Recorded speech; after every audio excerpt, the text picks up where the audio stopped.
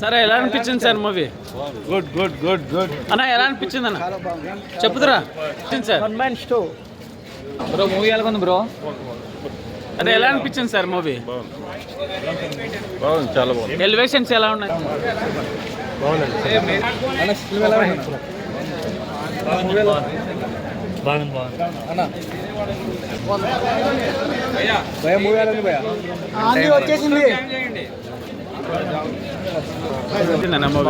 Elevations ఎలా ఉన్నాయి మూవీలో?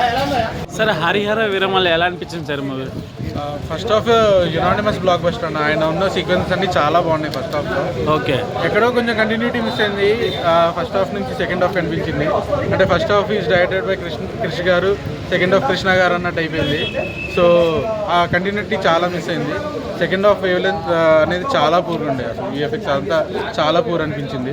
సో స్టోరీ ఎలా అనిపించింది? కోహినూరు గురించి ఏదో అది స్టోరీ కోహినూర్ అని చెప్పి ట్రైలర్ లో చూపించారు, కానీ ఇట్స్ అబౌట్ మెయిన్ అబౌట్ సనాతన ధర్మం.